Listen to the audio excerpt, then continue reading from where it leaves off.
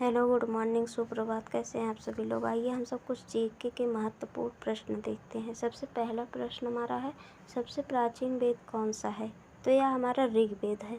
ऋग्वेद में मंडलों की संख्या कितनी है। तो 10 मंडल हैं। ऋग्वेद में सूक्तों की संख्या कितनी है। तो 1028। ऋग्वेद में मंत्रों की संख्या कितनी है। तो 10,580 मंत्र हैं।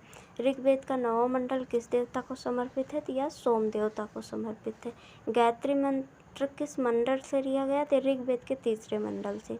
ऋग्वैदिक सभ्यता का काल कब से कब तक है। तो यह 1500 से लेकर के 1501 ईस्वी तक, ईसा पूर्व तक। ऋग्वेद में सबसे बाद का मंडल कौन सा। 10वां मंडल। ऋग्वेद में सबसे पवित्र नदी तो सरस्वती नदी को माना गया है। ऋग्वेद में सबसे अधिक उल्लेखित नदी कौन सी। सिंधु नदी है। ऋग्वेद में वर्णित सबसे अधिक महत्वपूर्ण देवता इंद्र हैं। ऋग्वेद में बाद में जोड़े गए मंडल कौन सा है। पहला एवं 10वां मंडल। सबसे पुरानी भारतीय दवा आयुर्वेद वर्णन किसमें। अथर्ववेद में है इसका वर्णन। अब इसके बाद किस नदी को बृहद गंगा के नाम से जाना जाता है। तो यह गोदावरी को।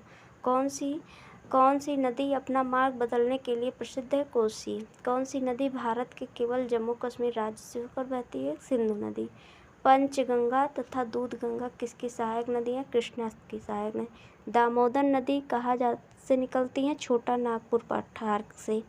शिप्रा नदी किसकी सहायक नदी। चंबल की। भारत की कौन सी नदी मुहाना या उद्गम स्थल दोनों भारत में बनाती है। या गोदावरी नदी। किस एकमात्र भारतीय को अर्थशास्त्र का नोबेल पुरस्कार दिया गया। प्रोफेसर अमर्त्य सेन जी को। वायुमंडल के सबसे निचली सतह में को क्या कहते हैं। क्षोभ मंडल। भारत का प्रथम गवर्नर जनरल कौन था। Lord William Bentinck. Thanks for watching. Bye bye, take care.